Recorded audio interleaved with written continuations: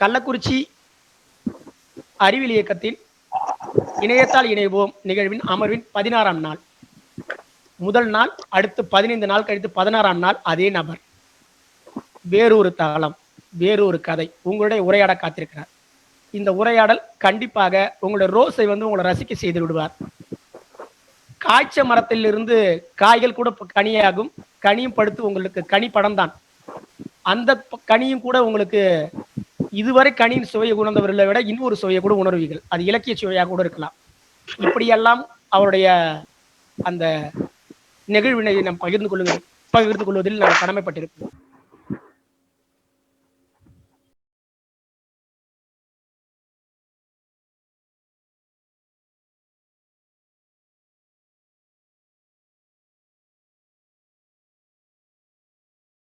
கள்ளக்குறிச்சி தமிழ்நாடு அறிவியல் இயக்கத்தினுடைய பொறுப்பாளர்கள் அனைவருக்கும் இன்றைய இணையத்தால் இணைந்திருப்போம் நிகழ்ச்சியில இணைந்திருக்கிற அன்புக்குரிய நண்பர்கள் அத்துணை பேருக்கும் என்னுடைய இனிய மாலை வணக்கத்தினை தெரிவித்துக் கொள்கிறேன். ஒரு நீண்ட நெடிய அறிமுகம். அதுல அந்த அறிமுகத்துல எவ்வளவு தூரம் நமக்கு இதுல பொருத்தப்பாடு இருக்குன்னு எனக்கு தெரியல. ஒரே ஒரு தகவலை மட்டும் சின்னதா சொல்லிக்கணும். ஏன்னா இது ரெக்கார்டட் ப்ரோக்ராம் அப்படிங்கிறதுனால அது நான் பணியாற்றிய அந்த பள்ளியில கணினி வழங்கியது டெல் நிறுவனம் அல்ல, பாண்டிச்சேரியில் இருக்கக்கூடிய இன்டெக்ரா சாஃப்ட்வேர் சிஸ்டம்ஸ் என்ற ஒரு இ-புக் பப்ளிஷர்ஸ் நிறுவனம் அவர்கள் வழங்கினார்கள். அந்த மெட்டீரியல் டெல்லுன்னு இருந்துச்சு. டெல் கம்பெனியினுடைய கம்ப்யூட்டர், டெல் கம்பெனி. அதுல அவங்க 2 சிஸ்டம் கொடுத்தாங்க அந்த ஸ்கூலுக்காக. மொத்தம் அங்க 5 கம்ப்யூட்டர்களை தயார் பண்ணி வச்சிருந்தோம். அதே போல இப்ப நான் இன்றைக்கு பணியாற்றி கொண்டிருக்கிற பள்ளிக்கு கூட அவர்கள் அந்த கம்பெனியை மீண்டும் அணுகி அங்கிருந்து திருப்பும் ஒரு 2 சிஸ்டத்தை வாங்கி வைத்திருக்கிறேன். அவர்களும் கொடுத்திருக்கிறாங்க. அந்த செய்தி உங்க சொல்லணும் அப்படிங்கிறதுக்காக. ஏன்னா டெல்லு கம்பெனி கொடுத்தது இல்லை, டெல்லு கம்பெனியினுடைய சிஸ்டம் அதுதான். நண்பர்களே,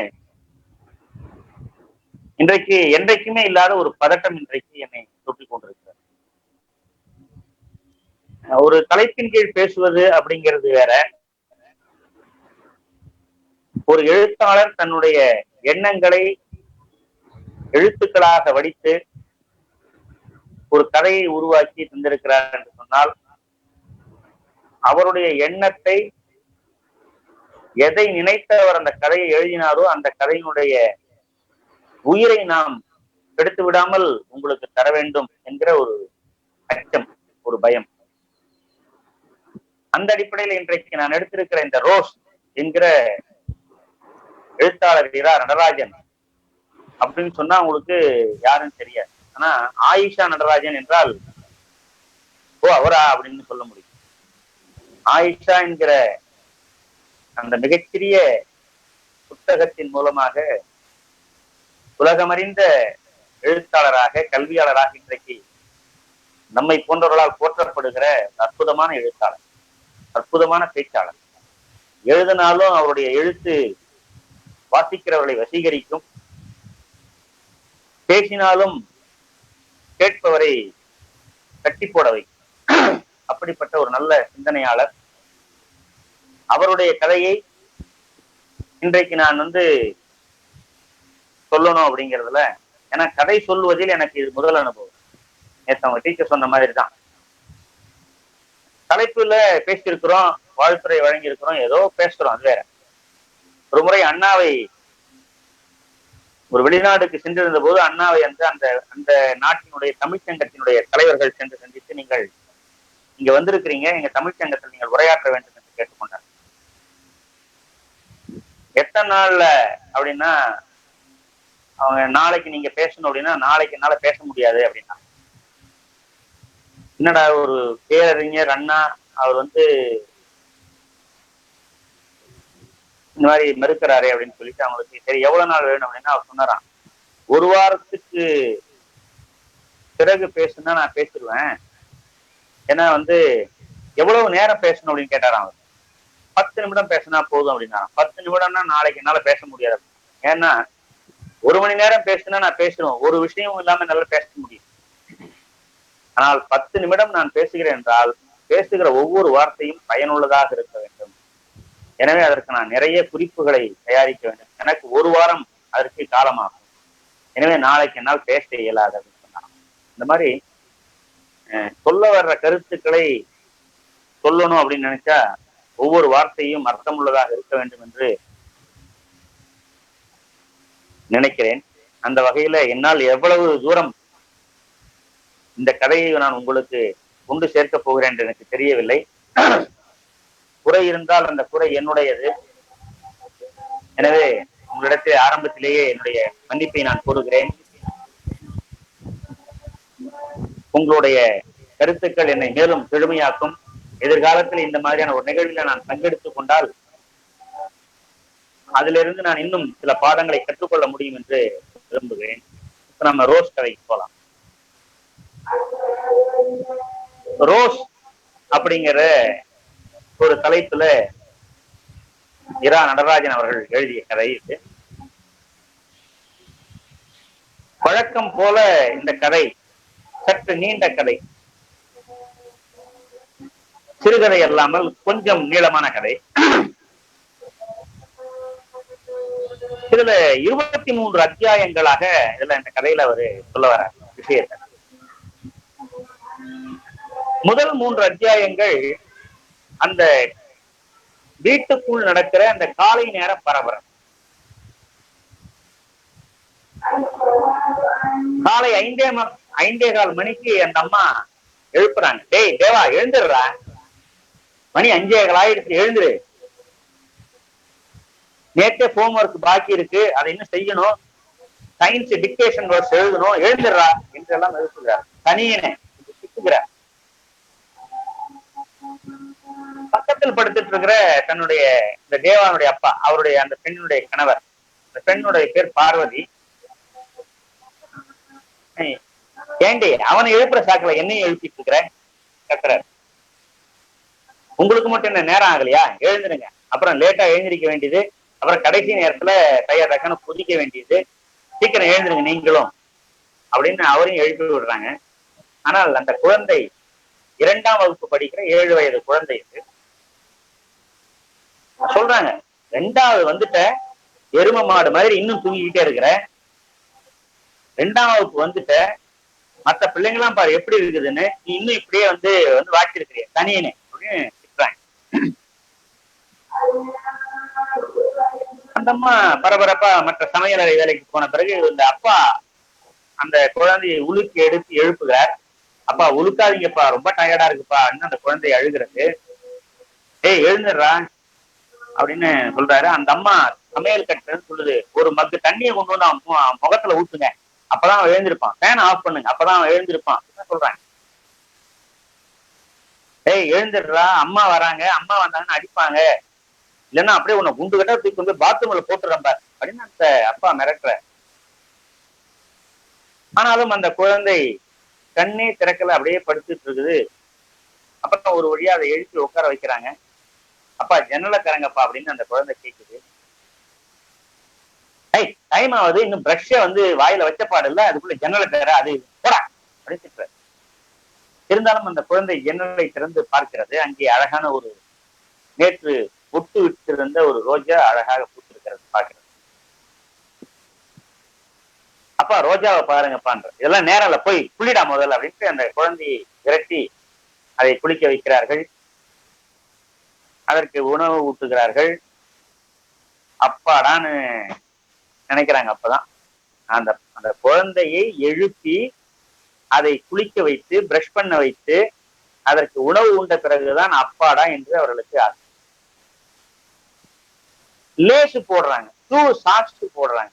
இன்னும் லேசு கூட கட்ட தெரியலையா உனக்கு, 2வது வரலும் வந்துட்ட என்று திட்டுகிறார். 2வது படிக்கிற குழந்தைய லேசு கட்ட தெரிஞ்சிருக்கணும்னு அவங்க விருப்பப்படுறாங்க, எதிர்பார்க்கிறாங்க. அந்த குழந்தை ஒரு வழியாக லேசை கட்டி கொண்டு வண்டியில ஏறுகிறது. 7:15 மணி காலையில. அப்ப அந்த அம்மா கிட்ட கேக்குது, அம்மா அந்த ரோஸ் பாத்தியாமா எவ்வளவு அழகா இருக்கு, இதெல்லாம் பாக்குறதுக்கு நேரம் இல்லடா அம்மா, அதை பறிச்சுட்டு வந்து கொடுக்கட்டுமா அப்படின்னு கேக்குது. அதெல்லாம் இப்ப நேரம் இல்லடா அப்படின்றாங்க. அம்மா பார்த்துட்டாவது வாயம்மா அப்படின்றாங்க. எல்லாம் சாயந்தரம் வந்து பாத்துக்கலாம் வாடா என்று வண்டியை ஏறி கொண்டு போய்விடுகிறார். போற வழியில அப்பா எனக்கு வந்து ஒரு பென்சில் பாக்ஸ் வாங்கி கொடுங்க, மிஸ் கேட்கறாங்க அப்படின்னு அந்த பையன் கேட்கும். இவங்களும் வந்து எங்க பையனுக்கு வந்து ஸ்நாக்ஸ் ஏதாவது சிப்ஸ் வாங்கி பையில போடணுங்க அப்படின்னு சொல்லிட்டு போறாங்க. அப்படியே போயிட்டு இருக்கும்போது வழக்கமா பேரண்ட் ஒரு குழந்தை வந்து ஒரு பேனா கேட்கறதுனால பென்சில் கேட்கறதுனால உடனடியா வாங்கி கொடுத்துருங்க. நேற்று வாங்கி கொடுத்தது என்னாச்சு, தொலைச்சிட்டியா, எல்லாம் வாங்கி கொடுக்கறது பூரா அப்படியே தொலைச்சிடு அப்படின்னு திட்டுவாங்க. அதே மாதிரி இந்த குழந்தையும் திட்டு வாங்குகிறது. அந்த கடை வருகிற போது அப்பப்பா அந்த கடை திறந்திருக்கு, எனக்கு கலர் பென்சில் வாங்கி கொடுங்கப்பா, இல்லைன்னா மிஸ் திட்டுவாங்க அப்படின்றது. உனக்குன்னு பார்த்து காலையில 7 மணிக்கு ஒருத்தன் கடையை திறந்து வச்சிருக்கான் பாரு அப்படின்னு அந்த அப்பா திட்டிக் கொண்டே அந்த பென்சில் கடைக்கு போறாரு, பென்சில் வாங்கி கொடுக்குறாரு, அவர்கிட்ட பேரம் பேசுறாரு. இந்த அம்மா அங்க இருந்து அப்படியே டீ தூள் வாங்கிட்டு வந்துருங்க அப்படின்றாங்க. டீ தூளா 3 ரோசஸ் கொடுக்கட்டுமாமா அப்படின்னு அந்த கடைக்காரர் கேட்கிறாரு. 3 ரோசஸா அப்படின்னு இந்த பையனுக்கு யோசிக்கிறான்.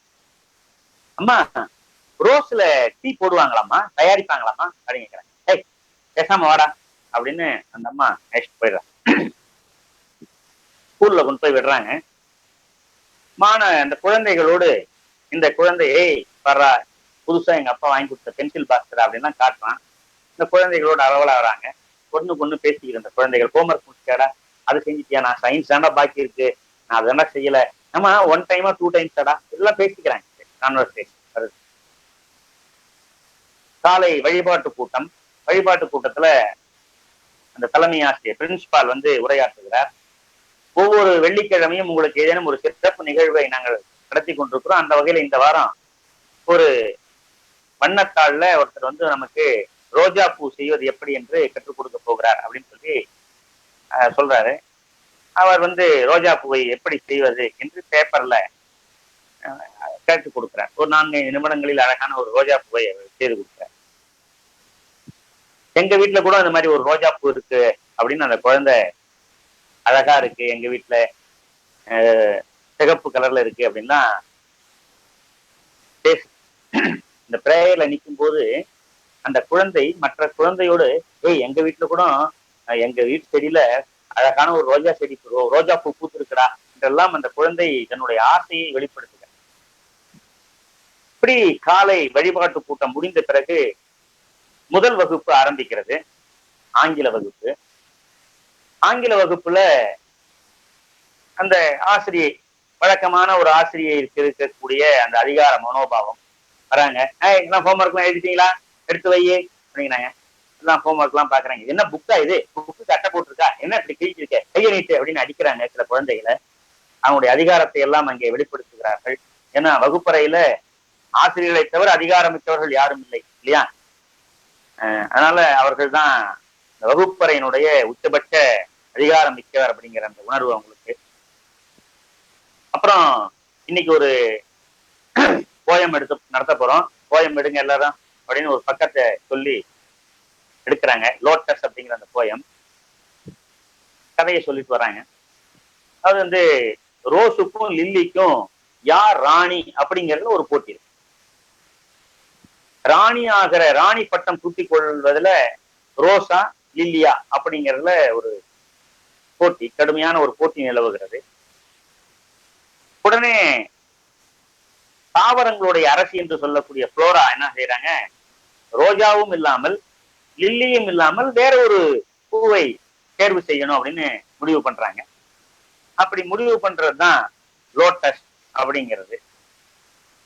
லோட்டஸ் அப்படிங்கிற அந்த சொல்றாங்க. அப்படி கேட்கும்போது என்ன சொல்றாங்க, லோட்டஸ் வந்து அதாவது ரோஜா வந்து அழகா இருக்கும், லில்லி வந்து எடுப்பா இருக்கும் அப்படின்னு தான் சொல்றாங்க. லில்லி என்ன கலர்ல இருக்கும் அப்படின்னு குழந்தைகளை கேட்கும்போது ஒயிட் அப்படின்னு அது சொல்லுது. இங்கிலீஷ் மீடியம் ஸ்கூல், அதனால சில ஆங்கில வார்த்தைகள் இடையிடையே வந்துட்டு. உடனே ரோஜாவை பற்றி சொல்லுகிற போது ரோஜா அழகாக இருக்கும், அது என்ன கலர் அப்படின்னு போது ரெட் அப்படின்றாங்க. இவன் சொல்றான், டீச்சர் மிஸ் எங்க வீட்டுல கூட ஒரு ரோஜா பூத்து இருக்கு மிஸ், அது ரெட் கலர்ல அழகா இருக்கு மிஸ். உடனே அந்த டீச்சர் சொல்றாங்க, ஏய் எல்லார் வீட்லயும் ரோஜான்னா பூ பூத்து தானே இருக்கும், சும்மா உட்கார்ற, ஆனா ரோஜா பூத்திருக்குன்னு மட்டும் சொல்லாத, ரோஸ்ன்னு ஸ்பெல்லிங் மிஸ்டேக் இல்லாம அழகா எழுத பழகிக்கும் அப்படின்னு அந்த டீச்சர் அந்த குழந்தையினுடைய உரையாடலை அத்தோடு துண்டித்து விடுகிறார். ரோஸ்ன்னு எழுத பழகு முதல்ல. ROSTன்னு ஸ்பெல்லிங் கரெக்டா எழுதும், தெரியுதா? அதுதான் முக்கியம். ரோஸ் பூத்திருக்கா இல்லையான்றது முக்கியம் இல்லை அப்படின்னு அந்த டீச்சர் சொல்லிடுறாங்க.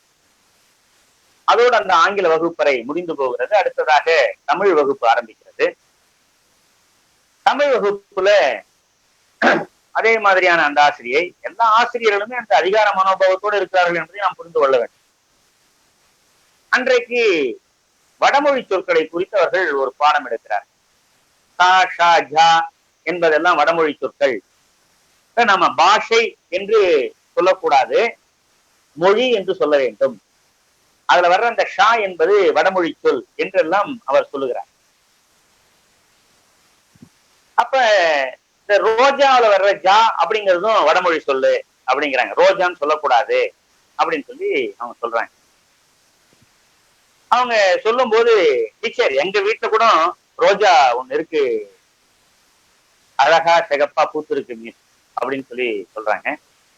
ஏய், ரோஜான்னு சொல்லக்கூடாது, ரோசான்னு சொல்லணும் அப்படின்னு சொல்லி அந்த மிஸ் அதை திருத்துறாங்க. திருத்திட்டு, ரோசா வந்து இந்த நாட்டு பூவாக இருக்கிறதுக்கு வாய்ப்பு இல்லை, வெளிநாட்டுல இருந்து வந்திருக்கும் அப்படின்னு அந்த அந்த குழந்தையினுடைய ஆசையை அதோடு முடித்து விடுங்க. அதற்பிறகாக ஒரு 10 நிமிட இடைவெளி வகுப்பு வருகிறது. அந்த மாணவர்கள் வரிசையாக பாத்ரூம் போவதற்காக போறாங்க. போகும்போது ஒவ்வொரு குழந்தையும் ஒவ்வொரு விதமாக பேசிக்கொண்டே போகிறது. அதுல ஒரு குழந்தை தன்னுடைய அவசரத்துல தன்னுடைய டிராயர்லயே சிறுநீர் கழித்துக் கொள்கிறான். போட்டிருக்கிற அந்த உடை என்பது ஈரமாகி போகிறது. உடனே ஒரு குழந்தை சொல்கிறது, டேய் போய் வெயில்ல நில்லுடா, அது காஞ்சிடும் அப்படின்னு சொல்றான். இன்னொரு குழந்தை சொல்கிறது, அந்த அந்த சிறுநீர் கழித்த குழந்தை சொல்கிறது, ஏய் வெயில்ல நின்னா கருத்துடுவோன்னு எங்க அம்மா சொல்லியிருக்காங்கடா. உடனே இந்த 7 வயது குழந்தை தேவாவுக்கு சுருக்கென்று தைக்கிறது. அப்பனா நம்ம வீட்டு ரோஜா வெயில் இருக்கே, கருத்துடுமா என்று அவனுக்கு சிந்தனை வருகிறது.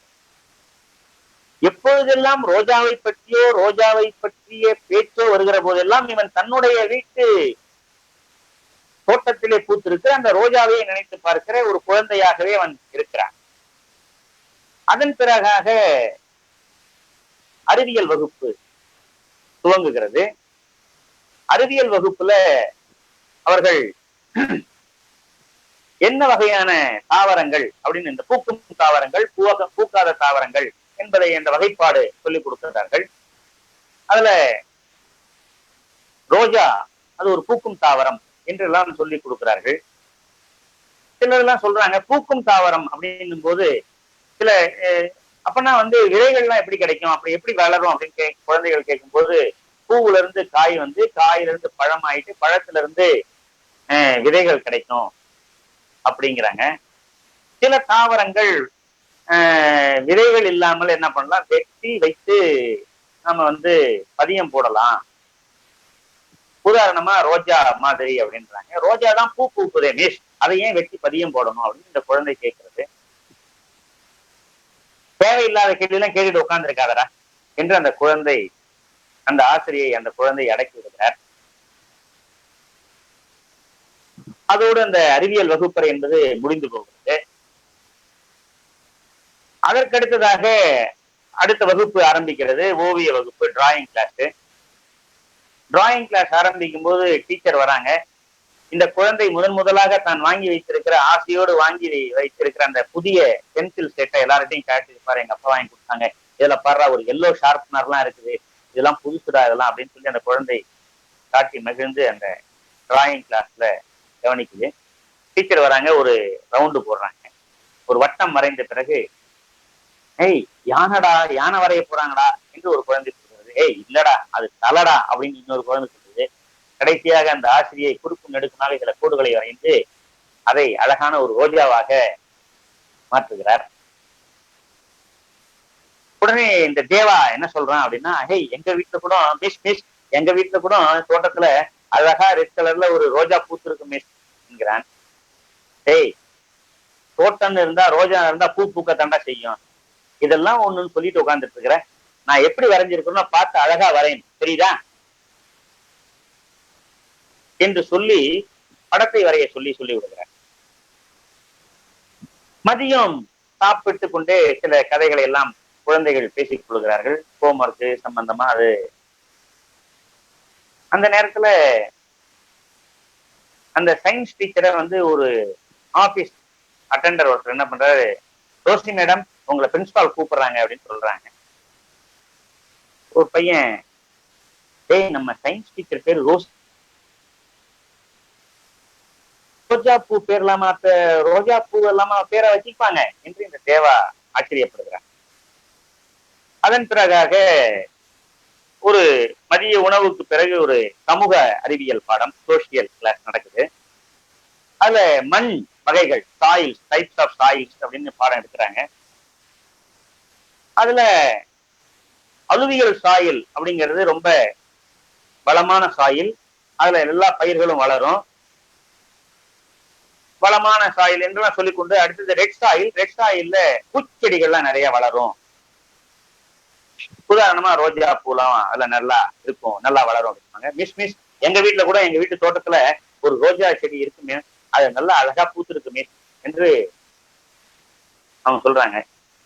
உடனே அந்த டீச்சரும் வழக்கம் போலவே ரோஜான்னா பூ பூக்க தாண்டா செய்யும் அப்படிங்கிறாங்க. அது அந்த குழந்தையினுடைய ஆசையை அதோடு நிராசையாக்கி விடுக்கிறார்கள். கணித பாடம் என்பது நடத்தப்பட வேண்டும். அடுத்த வகுப்பு ஒரு கணித பாடம். ஆனா ஆசிரியை வருவதற்கு கொஞ்சம் காலதாமதமாகி விடுகிறது. வழக்கமா வாத்தியார் இல்லைன்னு சொன்னா பிள்ளைகளுக்கு கொண்டாட்டம். கிளாஸ்ல ஆசிரியர் இல்லாத நேரத்துல நிறைய பேச முடியும், விளையாட முடியும், அடிச்சுக்க முடியும். உடனே இந்த சட்டத்தை கேட்டு அந்த பள்ளியினுடைய முதல்வர் அவர்கள் இந்த வகுப்பறைக்கு வருகிறார். என்ன சட்டம் போட்டுட்டு இருக்கிறீங்க அப்படின்னு அதட்டுறாங்க. உடனே மாணவர்கள் அமைதியாக விடுகிறார்கள். அந்த நேரம் அந்த கணித ஆசிரியர் வருகிறார். நீங்க ஒரு சின்சியர் சீனியர் டீச்சர், நீங்களே இந்த மாதிரி லேட்டா வரலாமா? பசங்க பாருங்க எவ்வளவு சட்டம் போட்டுட்டு இருக்கிறாங்க அப்படின்னு அந்த ஆசிரியை கடிந்து கொள்கிறார். இல்ல இந்த மாதிரி அட்டெண்டன்ஸ் மிஸ் ஆயிடுச்சுன்னு அங்க ஆபீஸ்ல சொன்னாங்க, அதை தேடி எடுத்து கொடுத்து வந்த மேடம் அப்படின்றாங்க. நீங்க இந்த மாதிரி சொல்றீங்க, ஒரு அந்த நேரத்துல பசங்க மண்டையை உடைச்சுக்கிட்டா யார் பதில் சொல்றது? முந்தானத்து அப்படித்தான் வந்து ஒரு பேரண்ட் வந்தாரு. அவங்க வீட்டுல இருந்து பழைய பக்கோடாவை கொடுத்து அனுப்பிச்சிருக்கிறாங்க. அந்த குழந்தை வாமிட் எடுத்து டாக்டர் கிட்ட எல்லாம் போயிட்டு அவரு மருந்து சீட் எல்லாம் வாங்கி வந்துட்டு டாக்டர் பில் எல்லாம் கொடுத்து என்கிட்ட நீங்க பணம் கொடுங்கன்னு எங்களை கேட்கறாரு, நம்மளை கேட்கறாரு. கொடுத்து அனுப்பின பக்கோடா பழசா புதுசான்னு நம்மளை பார்க்க சொல்றாரு. இப்படிலாம் இருக்கும்போது நீங்க இந்த மாதிரிலாம் இருக்கலாமா என்று கடிந்து கொண்டு இனிமே இப்படிலாம் இருக்கக்கூடாது அப்படின்னு அறிவுரை வழங்கி விட்டு போகிறார். உடனே ஒரு பையன் சொல்றான், ஏய் ரோஜாவை பாத்தியாடா அப்படிங்கிறான். எங்கடா? நம்ம பிரின்சிபால் தலையில வச்சிருந்தாங்கடா அப்படிங்கிறான். அந்த குழந்தை அந்த அந்த ரோஜா இருக்கிற அந்த பிரின்சிபாலுடைய தலையை அவன் கவனித்திருக்கிறான். கம்ப்யூட்டர் கிளாஸுக்கு போறாங்க அடுத்ததாக. ஆனா கணித வகுப்பு எதுவும் நடக்கல. அடுத்து கம்ப்யூட்டர் கிளாஸுக்கு போகும்போது கம்ப்யூட்டர்ல 2 பேரா உட்காருங்க, 3 பேரா உட்காருங்க, நான் இந்த கம்ப்யூட்டர் நான் இதுல உட்கார்ந்துக்கிறேன் அப்படின்னு மாணவர்கள் பிரித்து கொண்டு அங்கே வகுப்பறையில உட்காருகிறார்கள். அந்த கம்ப்யூட்டர் சொல்லிக் கொடுக்கிற அந்த ஆசிரியை மூக்கை பொத்தி கொண்டு வருகிறார். என்ன மிஸ் மூக்க மூடிக்கிட்டு இருக்கீங்க? ஆமா, நீங்க அப்படியே ரோஜா வாசனை அப்படியே அடிக்குது, மூக்க திறந்து வச்சுக்கிறதுக்கு. எல்லாம் ஒரே நாட்டம். இந்த சாக்ஸ துவைச்சு எத்தனை நாளாச்சு தெரியல, ஒரே நாட்டம் நாறுது. அந்த குழந்தை யோசிக்கிறான், ரோஜா மணக்கும் போல இருக்கிறது என்று அந்த குழந்தைக்கு ஒரு ரோஜாவை பற்றிய ஒரு பண்பு தெரிந்து கொள்கிறான்.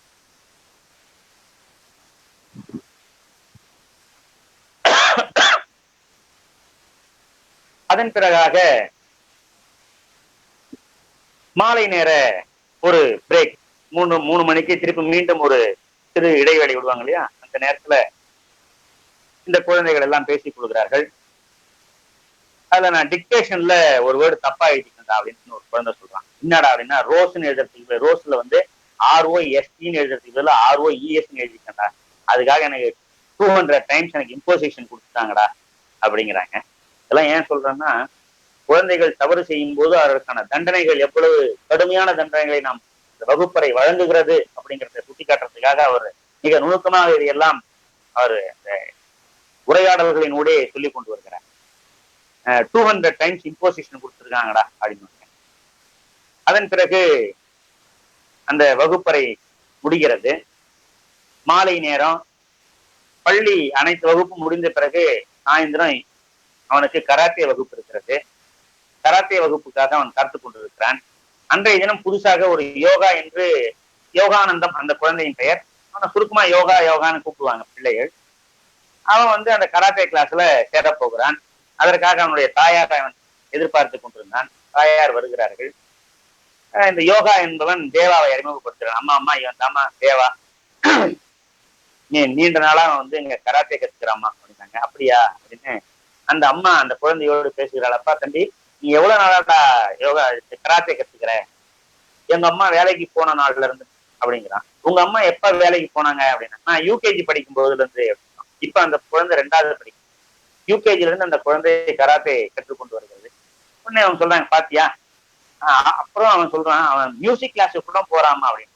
மியூசிக் கிளாஸுக்கு எப்பெல்லாம் போறான் அப்படின்னா, மண்டே, வென்ஸ்டே, வந்து Saturday music class, Tuesday, Thursday, Friday வந்து எனக்கு கராத்தே கிளாஸ் அப்படின்னு. வாரத்தினுடைய 6 நாட்களும் இந்த குழந்தை எங்கேஜா இருக்கு. பாத்தியா, டைமை வேஸ்ட் பண்ணாம எப்படிலாம் வந்து எல்லா விஷயத்தையும் கத்துக்கிறான் அப்படின்னு அந்த அம்மா தன்னுடைய மகனுக்கு அறிவுரை சொல்ல. நீ என்ன இருக்கிறிய, லீவு விட்டா போதும், போய் மண்ணுல உழுந்து பிறண்டு எழுந்து வர்ற பத்தியா அப்படின்னு அந்த குழந்தை சொல்கிறது. அந்த அம்மா அந்த குழந்தைய சொல்றாங்க, இவன் கராத்தே வகுப்பு மாஸ்டர் பாக்குறாங்க. இவரு தான் கராத்தே டீச்சர் அப்படின்னா. டீச்சர் இல்ல, மாஸ்டர்னு சொல்லணும் அப்படின்னு அந்த குழந்தை திருத்துக்கிறார். ஒரு வழியாக இந்த யோகா என்கிற அந்த யோகானந்தம் அப்படிங்கிறவனை கராத்தே வகுப்புல சேர்த்துட்டு அந்த பையன் கேட்கிறான் கராத்தே மாஸ்டர், மாஸ்டர் எனக்கு வந்து இந்த கிரீன் பெல்ட்டை கொடுப்பீங்களா? இன்னைக்கு தானே சேர்ந்துருக்க, அதுக்குள்ள உனக்கு கிரீன் பெல்ட்டா? உன் பேர் என்ன? யோகா. அப்படியா? இப்பெல்லாம் வந்து இன்னைக்குதான் நீ சேர்ந்திருக்கிற, உன்னுடைய கையெல்லாம் வந்து ரோஜா பூ மாதிரி மிருதுவா இருக்கும்.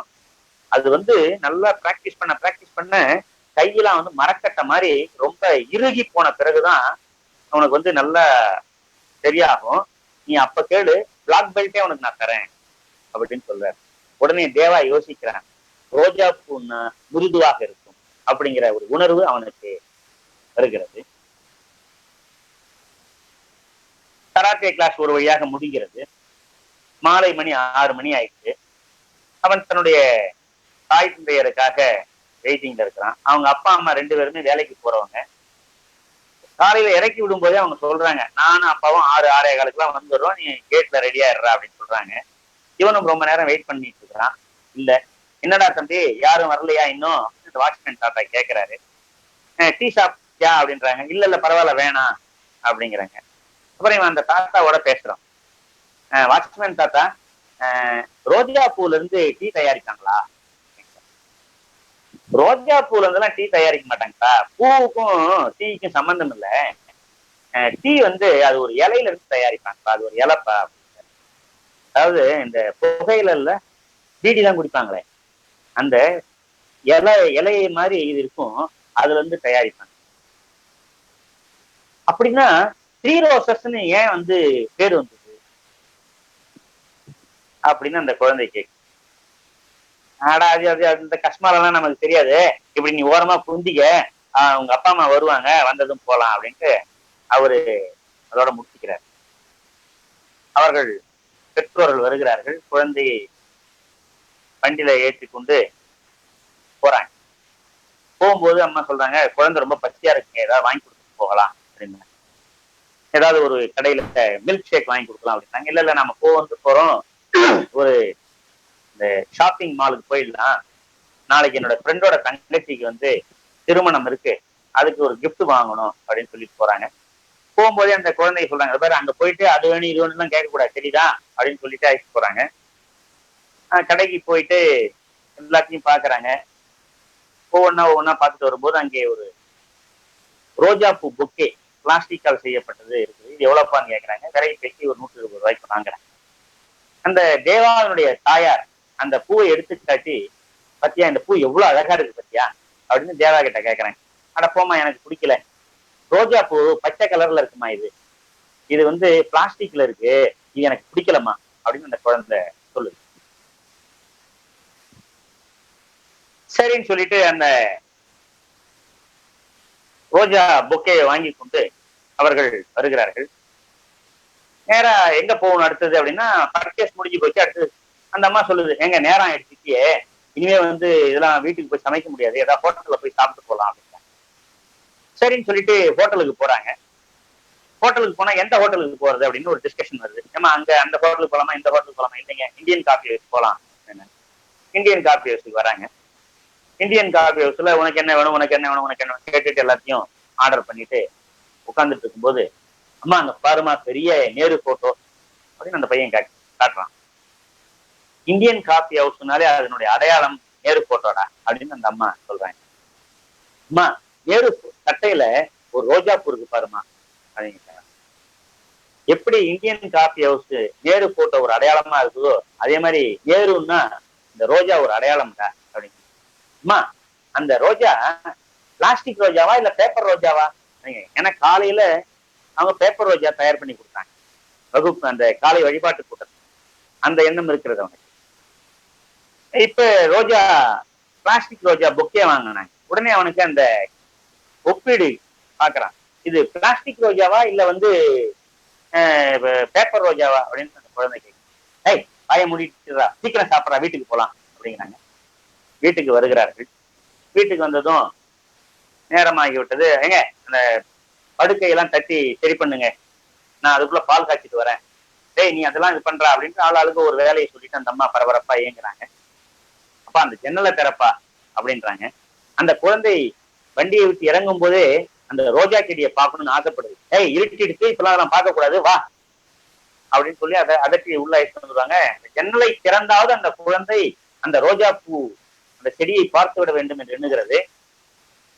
ஜன்னலை திறந்து பார்க்கும்போது அந்த ரோஜா பூ வாடி இருக்கிறது. அம்மா அந்த குழந்தை சொல்கிறது, அம்மா ரோஜா பூ வாடி போச்சுமா அப்படின்னு ரொம்ப ஏக்கத்தோடு அந்த குழந்தை சொல்கிறது.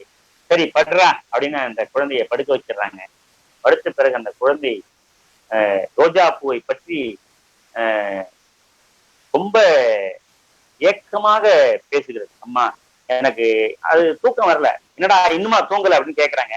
அம்மா எனக்கு ரோஜா பூவை பார்க்கணுமா, ரோஜாவை பார்க்கணுமா, ரோஜாவை தொட்டு பார்க்கணுமா, அது மிருதுவா இருக்கிறத நான் பார்க்கணுமா, அது வாசனையா இருக்குன்னு சொன்னாங்களாமா, அந்த வாசனை நான் பார்க்கணுமா, ரோஜாவை நான் தொட்டு தொட்டு பார்க்கணுமா அப்படின்னு அந்த குழந்தை சொல்கிறது.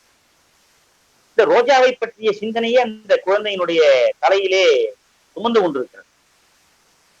உடனே அந்த என்ன இந்த நேரத்துல இந்த குழந்தை இப்படி ரோஜாவை பத்தி சொன்னான்னு தொட்டு உடம்ப சாதாரணமா தொடும் போது அந்த குழந்தை அனலாக குதிக்கிறது. எங்க பையனுக்கு ரொம்ப ஜுரம் அடிக்குதுங்க அப்படின்றாங்க.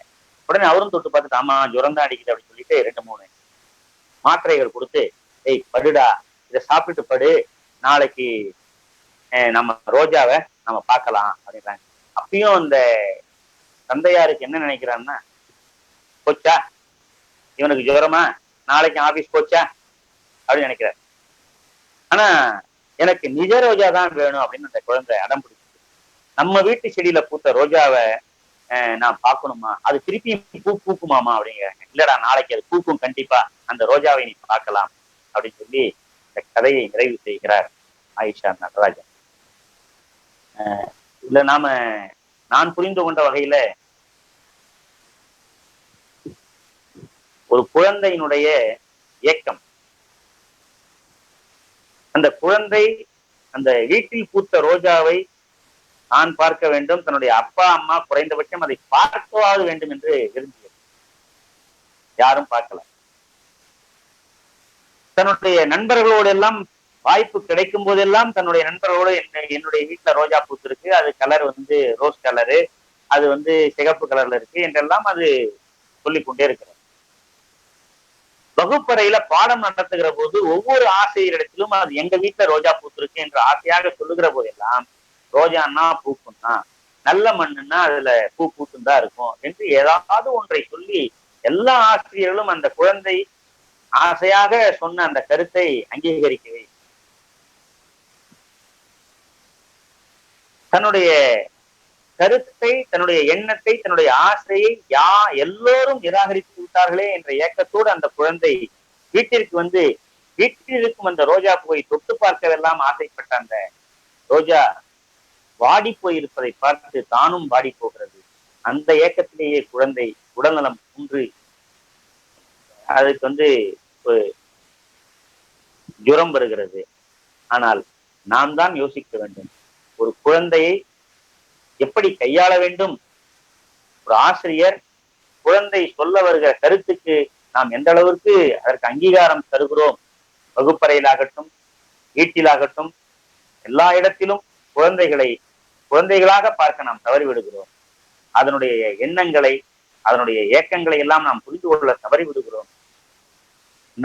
நம்முடைய கருத்துக்களை, நம்முடைய பரபரப்பை, நம்முடைய சிந்தனை அந்த குழந்தையின் மீது திணித்து இந்த குழந்தையின்மையை, குழந்தைத்தனத்தை நாம் முற்றிலுமாக அடக்கி விடுகிறோம் என்கிற உண்மையை இந்த ரோஸ் அப்படிங்கிற அந்த கதையின் மூலம் ஆயிஷா நமக்கெல்லாம் உணர்த்தி இருப்பதாக நான் கருதுகிறேன் நண்பர்களே.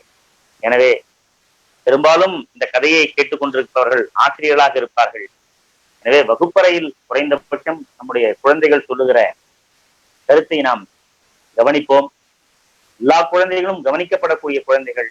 எல்லா குழந்தைகளும் அந்த ஏதேனும் ஒரு எண்ணத்தை, ஆசையை மனதில் வைத்திருக்கும். அதற்கு நாம் செவிசாய்ப்போம். வீட்டிலேயும் நம்முடைய குழந்தைகளுக்கு உரிய மரியாதையையும் உரிய உரிமையையும் கொடுத்து இந்த குழந்தையை குழந்தையாக வளர்க்க நாம் விருப்பப்படுவோம் என்று சொல்லி இந்த ரோஸ் என்கிற அந்த கதையை நான் நிறைவு செய்கிறேன். அடுத்ததாக இன்னொரு கதை ஒன்று. மிகச்சிறந்த எழுத்தாளர், இன்றைக்கு எழுத்தாளர்களிலேயே மிக மூத்த எழுத்தாளர் என்றெல்லாம் அறியப்படலாம் அவரை.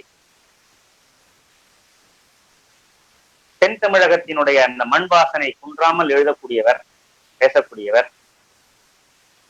கீரா என்றெல்லாம் அழைக்கப்படுகிற அன்போடு விழிக்கப்படுகிற கி ராஜநாராயணன் அவர்கள் எழுதிய காய்ச்ச மரம் அப்படிங்கிற ஒரு கதை. இது அறிவியல் இயக்கத்தின் பொன்விழா ஆண்டை முன்னிட்டு, இந்திய சுதந்திர பொன்விழாவை முன்னிட்டு அறிவியல் இயக்கம் ஒரு வாசிப்பு இயக்கம் என்ற ஒரு இயக்கத்தை ஆரம்பித்தார். அந்த வாசிப்பு இயக்கத்தை மக்கள் மத்தியிலே கொண்டு மக்களை படிக்க வைக்க வேண்டும் என்று நினைத்தோம். அந்த அடிப்படையில மதுரை பைக்காராவில் BGVS கருத்துக்கூடம் என்ற ஒரு அமைப்பை ஆரம்பித்து அதுல இந்த மாதிரியான சிறு சிறு புத்தகங்களை எல்லாம் அதுல தயார் பண்ண. அப்படி தயார் செய்த புத்தகத்தில் ஒன்றுதான் இந்த காய்ச்ச மரம். கி ராஜநாராயணன் கதையை சுருக்கி அந்த காய்ச்ச மரமாக சின்ன புத்தகமாக வெளியிட்டார். இதை மக்கள் வாசிக்க வேண்டும் அப்படிங்கிறதுக்காக ஒரு சிறிய கதை. நான் படிக்கும்போது என்னுடைய மனதை மிகவும் பாதித்த கதை அப்படின்னு சொல்லணும். இனி காய்ச்ச மரம் கதைக்கு போலாம். காய்ச்ச மரம். நிம்மாண்டு நாயக்கர் அப்படின்னு ஒருத்தர். அவருடைய மனைவி பேரக்கா, வயதானவர்கள். அந்த 2 பேருடைய முடிவு காலத்தை பற்றி சொல்லுகிற கதைதான் இந்த காய்ச்சம். எல்லா பெற்றோர்களுக்கும் இந்த காய்ச்சம் வரும் ஒரு பாடம் அப்படின்னு நான் நினைக்கிறேன். நிம்மாண்டு நாயக்கர் அவர் ஒரு பெரிய சம்சாரி. இந்த சம்சாரி அப்படிங்கறதெல்லாம் வட்டார மொழி சொல். பெரிய சம்சாரி. நல்ல ஒரு 80 ஏக்கர் கரிசக்காடு இருந்தது அவங்களுக்கு. நிலபுலன்கள் நிறைய, வசதியான குடும்பம். 4 ஜோடி உழவு மாடு, தொழுவம் நிறைய கால்நடை செல்வங்கள். இந்த நிலங்களிலிருந்து வருகிற நிறைஞ்ச வெள்ளாமை,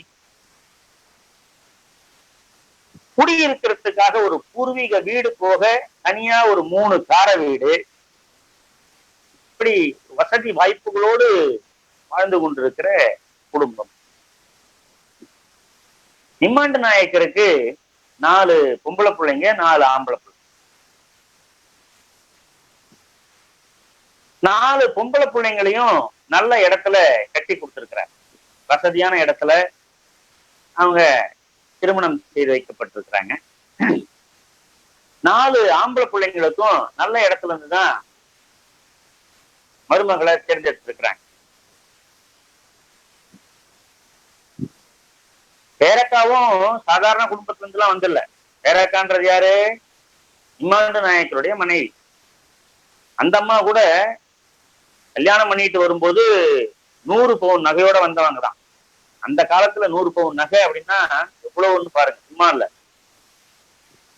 அந்த 100 பவுன் நகையில பொம்பளை பிள்ளைகளுக்கு எல்லாம் போட்டது போக, பேர பிள்ளைகளுக்கு எல்லாம் செய்தது போக எல்லாமே குழந்தைகளுக்கு கொடுத்திருக்கிறாங்க. இந்த மாதிரி வாழ்ந்துட்டு இருக்கிற இந்த குடும்பத்துல மருமகளுக்கு என்ன ஒரு எண்ணம் அப்படின்னா, இந்த சொத்தை பிரிச்சு வாங்கிக்கணும், எவ்வளவு நாள் தான் இந்த கூட்டு குடும்பத்துல இருக்கிறது அப்படிங்கிற ஒரு எண்ணம் அவங்களுக்கு வருகிறது. தன்னுடைய கணவனுக்கு அவங்களுடைய கணவன்மார்களுக்கு சொத்தை பிரிங்கன்னு தூபம் போடுறாங்க. அந்த பிள்ளைகள் கூட அப்படித்தான் நினைச்சாங்க. காலத்துல ஒரு சொத்தை பிரிச்சு கொடுத்தா நல்லா தானே இருக்கும் அப்படின்னு அவங்களுக்கு ஒரு நினைப்பு வருது. ஆனா போய் அப்பாவை கேட்கறதுக்கு ஒரு பயம். சொத்தை பிரிச்சு கொடுங்கப்பா அப்படின்னு எப்படி போய் கேட்க முடியும்? ஆனா எப்படியோ ஒரு வகையில இந்த இம்மாண்டு நாயக்கருடைய காதுக்கு இந்த பிள்ளைகளுடைய எண்ணம் தெரிய வருது. யார் மூலமாவோ காதுல வருது. ஒரு நாள் தன்னுடைய மனைவி பேரக்காவும் இவரும் பருத்தி கொலையில இருந்து வருகிற போது ரொம்ப களைப்பா இருக்குதுன்ட்டு ஒரு மரத்தடியில உட்கார்றாங்க. அப்படி உட்காரும் போது இம்மாண்டு நாயக்கர் பேசுறாரு. பேரக்கா, என்னடி சொல்ற? பையங்கள்லாம் சொத்தை பிரிச்சு கொடுக்கணும்னு ஆசைப்படுறாங்களாமே, நீ எதுவும் கேள்விப்பட்டியா அப்படின்னு கேட்கிறாரு. அந்த அம்மா சொல்லுது, இதுல என்னங்க இருக்கு, எப்ப இருந்தாலும் அவங்க கிட்ட ஒப்படைக்க வேண்டிய பாரம் தானே, அதனால பிரிச்சு கொடுத்துட்டா நமக்கும் இந்த மாதிரி கஷ்டப்பட வேண்டிய அவசியம் இல்லையே, காலாகாலத்துக்கு பிரிச்சு கொடுத்துட்டு நாம கிருஷ்ணாராமான்னு எங்கேயாவது போய் உட்காந்துக்கலாமே, ஏன் இப்படி அலைஞ்சு தெரியணும் அப்படின்னு அந்த அம்மா சொல்லுது. அப்புறம் என்ன, பேரக்காவே சொல்லிட்டாங்க, எதுக்கு மேல ஏதாவது அப்பீல் இருக்கா? உடனே மறுநாளே வீட்டுக்கு வராரு. 4 பையன்களையும் கூப்பிடுறாரு. வாங்கப்பா போயிட்டு மாதிரி பாக பிரிவினை பற்றி அந்த பிள்ளைகளோட பேசுறாரு. பேசிட்டு நீங்க போயிட்டு யாராவது ஒரு மத்தியஸ்தரை ஒருத்தர் அழைச்சிட்டு வாங்க அப்படின்னு கேட்கிறாங்க.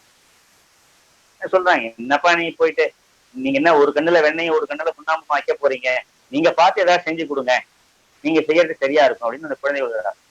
அப்படிலாம் இல்லப்பா, அப்படிலாம் பார்க்க கூடாது, பாகம் பிரிக்கிறதுனா யாராவது ஒரு மத்தியஸ்தர் கட்டாயம் இருக்கணும், நீங்க யாரையாவது போய் அழைச்சிட்டு வாங்க அப்படின்னு சொல்லும் போது பையன்கள் போகிறார்கள். போனா ஊர்ல நல்ல பேர் எடுத்த 4 தெரிஞ்சவர் அப்படின்னு சொல்லப்படுகிற வடக்கு தெற்கு பக்கமா வடக்கு தெற்கா போய் வர்றவர் அப்படின்னு சொல்றாரு. அப்படின்னு என்ன அர்த்தம் அப்படின்னா, பல இடங்களுக்கும் போய் வருகிற வாய்ப்பு கிடைத்தவர் அப்படின்னு அர்த்தம் அது.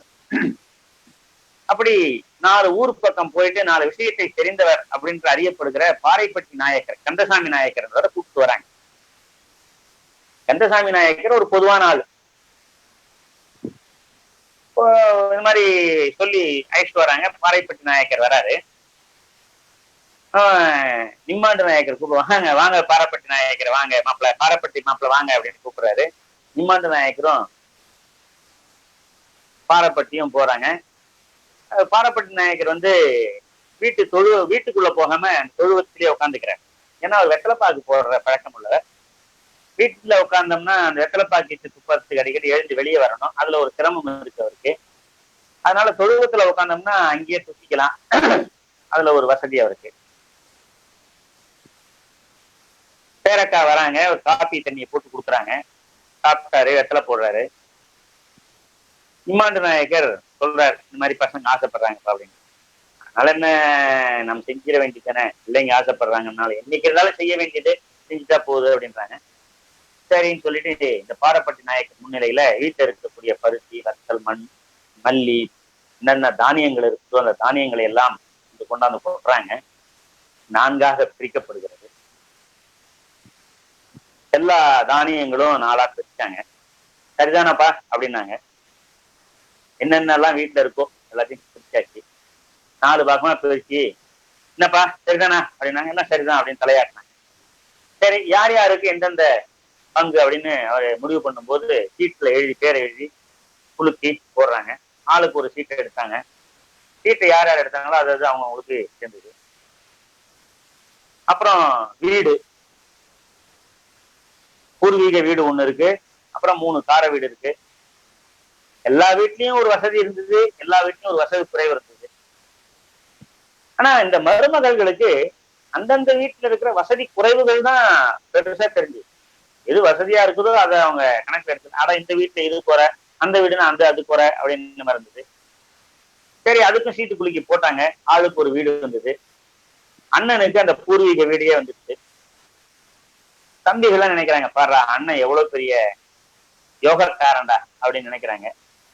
தம்பி மனைவிகளுக்கு எல்லாம் ஒரே வயிற்றெரிச்சல். அவருக்கு இந்த வீடு கிடைச்சிருச்சு அப்படின்னு சொல்லிட்டு பாகப்பிரிவினை ஒரு வழியா முடிஞ்சுது. வீட்டுல இருக்கிற தானியங்கள், வீடு எல்லாத்தையும் முடிச்சுட்டாங்க. இந்த நேரத்துல என்ன பண்றாரு, இந்த நிமாண்ட் நாயக்கர் சரசரன்னு உள்ள போறாரு. உள்ள போயிட்டு ஒரு பெரிய வெங்கல தவளைய தூக்க முடியாம தூக்கிட்டு வர்றாரு. அது தூக்கிட்டு அதை கீழே கவுத்து கொட்டுறாரு. கொட்டினா பூரா வெள்ளக்காரங்க காலத்து வெள்ளி நாணயம். அந்த காலத்துல 12 வெள்ளி காசு கொடுத்தா 1 பவுன் தங்கம் வாங்கலாம். அப்படி வெள்ளிக்காசு 2000 வெள்ளிக்காசுகள் இருந்தது.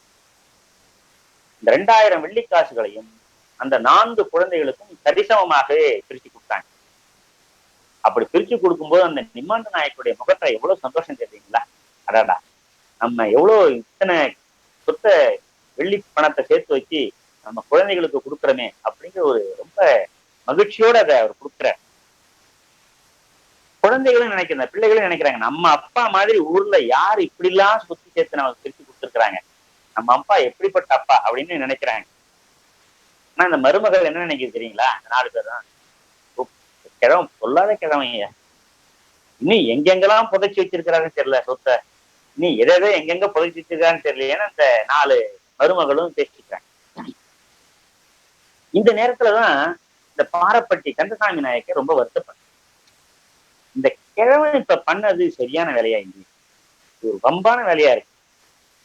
ஏற்கனவே பசங்களுக்கு போதுமான அளவுக்கு இருக்கிற தானியங்கள் எல்லாம் பங்கு பிரிச்சு கொடுத்தாச்சு, வீடு கொடுத்தாச்சு. இப்ப போய் பணத்தை பங்கு பிரிச்சு கொடுக்கலாமா?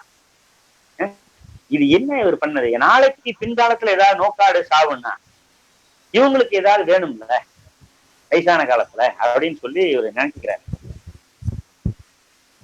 ஆனா நிம்மாண்டு நாயக்கர் என்ன சொல்றாருன்னா, பாருப்பா இந்த பிள்ளைகளை பாரப்பட்டியை பார்த்து சொல்ல, இத்தனை நாள் நான் இத்தனை நாளும் பிள்ளைகள் என் கையை எதிர்பார்த்துட்டு இருந்தாங்க, இனி நான் அவங்க கையை எதிர்பார்த்துட்டு இருக்கணும் அப்படின்னு சொல்றாரு. பிள்ளைகள் சொல்ற, பாருங்கப்பா இருக்கிறது எல்லாத்தையும் உங்களுக்கு கொடுத்தாச்சு, இனி மிச்சம் மீதின்னு இருக்கிறது அம்மா போட்டுட்டு இருக்கிற கம்மலும் நான் போட்டுட்டு இருக்கிற அண்ணா கயிறு, வெள்ளி அண்ணா கயிறு தான். இனி எங்களுக்கு என்ன வேணும்? 3 வேளை சாப்பாடு, அதாவது 3 வேளை கஞ்சி, கட்டி கட்டுறதுக்கு துணி, தலைக்கு கொஞ்சம் எண்ணெய், இது கொடுத்தா போதும், எங்களுக்கு வேற என்ன வேணும் அப்படின்னு அந்த நிமாண்ட நாயக்கர் சொல்றாரு. பேரக்காலும் ஆமோதிக்கிறாங்க. கடைசியாக எல்லாத்தையும் பங்கு போட்டாங்க இல்லையா, அப்புறம் அப்பா அம்மாவையும் பங்கு போட்டுதானே ஆகணும். நிம்மாண்டு நாயக்கரும் பேரக்காலும் மாதத்துக்கு ஒரு மகன் வீட்டில் இருப்பது அப்படின்னு முடிவாச்சு. சரின்னு ஒத்துக்கிட்டாங்க. முதல் தடவை பெரிய புள்ள நல்லா கவனிச்சாரு, அடுத்த புள்ள எல்லாம் கவனிச்சாங்க. 4 பிள்ளைகளும் ஃபர்ஸ்ட் ரவுண்ட்ல நல்லா எந்த குறையும் இல்லாமல் கவனித்துக் கொண்டார்கள். ஆனா அடுத்தடுத்த நாட்கள்ல இந்த நிலைமை கொஞ்சம் மோசமாயிடுச்சு. 3 வேளை சாப்பாடுன்றது 2 வேளை சாப்பாடு ஆயிடுச்சு, 2 வேளை காப்பி தண்ணின்றது 1 வேளையாயிடுச்சு.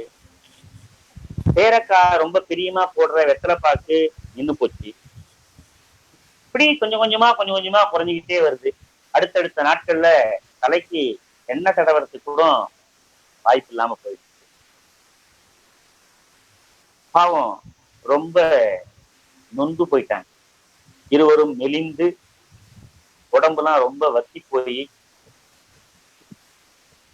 சாயம் போன கந்தல் துணி மாதிரி ஆயிட்டாங்க. எண்ணெய் தேய்க்காதனால இந்த பேரக்காவுடைய தலை சீக்கு பிடிச்சி அழுக்காயிட்டு ஒரே நாட்டமா இருந்ததுனால ஊர் குளத்துல போயிட்டு களிமண்ணை எடுத்து தலையில தடவி குளிக்கிறாங்க. அன்னைக்கு பார்த்து தற்செயலா அவனுடைய சின்ன பொண்ணு வீட்டுக்கு வந்தாங்க. சின்ன மகள் அப்பா அம்மாவை பார்த்து போலான்னு வந்தாங்க. வந்த பிறகு அப்பா அம்மாவுடைய நிலைமையை பார்த்துட்டும் அவங்களுக்கு ரொம்ப கோபம் வந்து போச்சு. ரொம்ப அழறாங்க. அண்ணனும் அண்ணியும் போட்டு அவ்வளவு திட்டுறாங்க. பேரக்காவும் இம்மாண்டு நாயக்கரும் குனிஞ்ச தலை நிவராம அப்படியே அமைதியா உட்காந்துட்டு கண்ணீர் வடிக்கிறாங்க.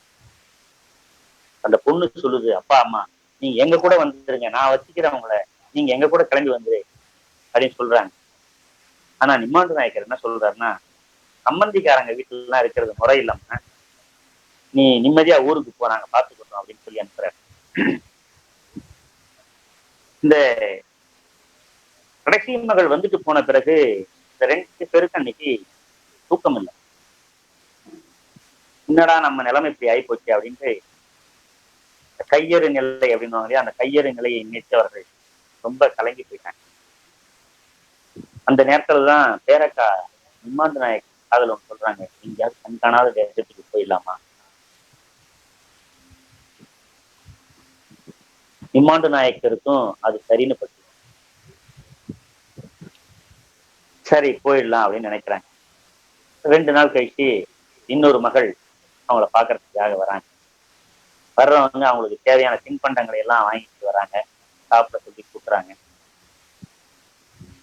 அவங்களும் அழறாங்க, இப்படி ஆயிட்டாங்களே அப்பா அம்மா, நிலைமை இப்படி ஆயிடுச்சு அப்படின்ட்டு. போகும்போது ஏதாவது செலவுக்கு வச்சீங்க வாங்கி சாப்பிடுங்க அப்படின்னு சொல்லி கொஞ்சம் பணத்தை கொடுக்குறாங்க. இந்த ஊரை விட்டு போகணும்னு நினைச்ச இந்த 2 பேருக்கும் அந்த பணம் அவ்வளவு ரொம்ப முக்கியமான பணமா பட்டு, அப்பா எப்படி யார கேட்கறது அப்படின்னு நினைச்சுக்கிட்டு இருந்த நேரத்துல அவங்க அந்த பொண்ணு கொடுத்த பணம் வந்து அவங்களுக்கு ரொம்ப வசதியா போச்சு. ஒரு நாள் காலையில அதிகாலையில யாரு கண்ணிலையும் படாம எழுந்து கோவில்பட்டி அப்படிங்கிற அந்த ஊருக்கு போறாங்க. யாராவது தெரிஞ்சவங்க கண்ணுல பட்டுவாங்களோ, ஏன்னா இது பெரிய குடும்பம், பெரிய வசதியான குடும்பம், எல்லாரும் அறியப்பட்டவர்கள். அதனால யார் கண்ணிலையும் பட்டுடக்கூடாது அப்படின்னு ரொம்ப பயந்து போயிட்டு கோவில்பட்டில அவங்க பேரக்கா போட்டுட்டு இருக்கிற கம்மலையும் தான் போட்டுட்டு இருக்கிற அந்த வெள்ளி அண்ணா கயிறையும் விட்டுட்டு அந்த காசு எடுத்துக்கிட்டு மதுரைக்கு போறாங்க. மதுரையில போயிட்டு ரயில்வே ஸ்டேஷன்ல இறங்கி நிக்கிறாங்க. கும்பல், நாம எங்க போறது அப்படின்னு தெரியலையே அப்படின்னு ரொம்ப ஏக்கத்தோட நின்றுட்டு இருக்கும்போது அந்த நேரத்திலையும் பாருங்க, அந்த பேரக்கா கிட்ட ஒரு குழந்தை வந்து பாட்டி அப்படின்னு ஊட்டிக்கவே அந்த குழந்தையோட அவங்க கொஞ்ச நேரம் ஆறுதலா இருக்கிறாங்க. அந்த குழந்தையோட குடும்பம் ராமேஸ்வரம் போகுது.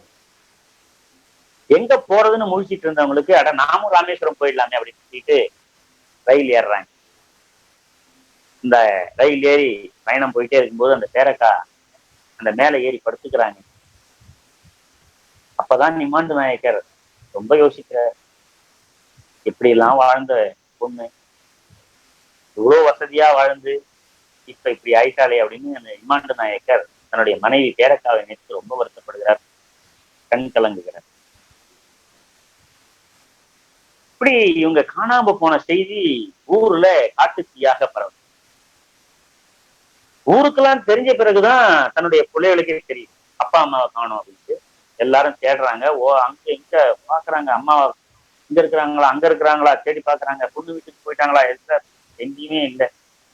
திடீர்னு ஒரு நாள் ஒரு செய்தி காட்டுத்தீ மாதிரி பரவுது, கிணத்துல 2 ஆணும் பொண்ணும் புணம் மிதக்குது அப்படின்ட்டு. உடனே உங்களுக்கு ஐயோ நம்ம அப்பா அம்மாவா இருந்துட போறாங்களே அப்படின்ட்டு பதட்டத்தோட போய் பாக்குறாங்க. நல்ல காலம், நிம்மாண்டு நாயக்கராவும் பேரக்காவும் இல்லை, வேற யாரோ. சரின்ட்டு இவங்களும் தேடி பாக்குறாங்க. 4-5 ஆண்டுகள் ஆகிவிட்டது. ஊரும் நிம்மாண்டு நாயக்கரையும் பேரக்காரையும் மறந்து விட்டது.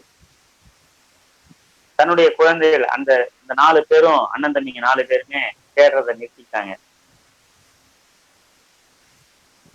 ஒரு நாள் நேர்த்தி கடன் செலுத்துவதற்காக இந்த பாரப்பட்டி நாயக்கர், கந்தசாமி நாயக்கர், இந்த பஞ்சாயத்து பண்ண வந்தார் இல்லைங்களா, அவரு ராமேஸ்வரம் போறார். சாமி கும்பிடுறதுக்காக கோயிலுக்கு போறார். கோவில்ல ரெண்டு பக்கமும், கோவில் அந்த வாசப்படியில ரெண்டு பக்கத்துலயும் பிச்சைக்காரர்கள் உட்கார்க்கிறாங்க. பாறைப்பட்டி நாயக்கர் தற்செயலா திரும்பி பார்க்கிறார். பார்த்தா அங்க உட்கார்ந்துட்டு இருக்கிற ரெண்டு பேரு எங்கேயோ பார்த்த முகமாக இருக்கிறது அப்படின்னு திகைச்சு போய் நிற்கிறார். உடனே அவருக்கு பதறி போறார், பதட்டம் வந்து போகுது. ஏன்னா அவருக்கு அடையாளம் தெரிஞ்சு போகுது. இம்மாண்டு நாயக்கரும் பேரக்காவும் அந்த வரிசையிலே அமர்ந்திருப்பதை பார்த்தவர் பதறி போகும். உடனே அவரு அவங்க கிட்ட போயிட்டு தலையில அடிச்சுக்கிட்டு ஓன்னு கதறி அழற, உங்களுக்கு இந்த நிலைமை ஆயிடுச்சா அப்படின்னு சொல்லி அழற. ஆனால் இம்மாண்டு நாயக்கர் எந்த விதமான உணர்ச்சியுமே அவர் காட்ட, இவர் யாருன்னே தெரியாத ஆளா இருக்கிறாருன்னு அவர் அப்படியே பார்த்துட்டு இருக்கிறார். இவர் யாருன்னே தெரியாத ஆளா இருக்கிறார். ஆனா பேரக்கா மட்டும் இவர் அடையாளம் கண்டுக்கிட்டாங்க, இவரு பாரப்பட்டி நாயக்கர். மெதுவா இந்த அம்மா வாயை திறந்து ஒரே ஒரு வார்த்தை தான் பேசினாங்க, என் பிள்ளைங்க எல்லாரும் நல்லா இருக்காங்க என்று இந்த கதையை தீரா முடித்தார். நண்பர்களே,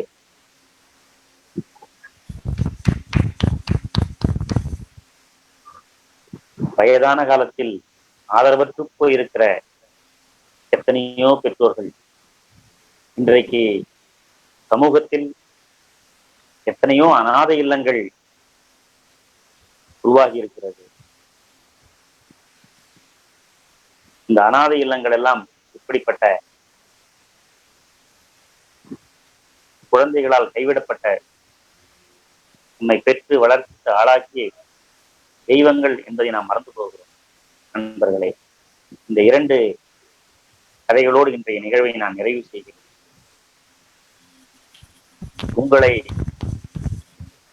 உங்கள் மனதை தொடுகிற அளவிற்கு என்னால் சொல்ல முடிந்தது அப்படின்னு சொன்னா மகிழ்ச்சி.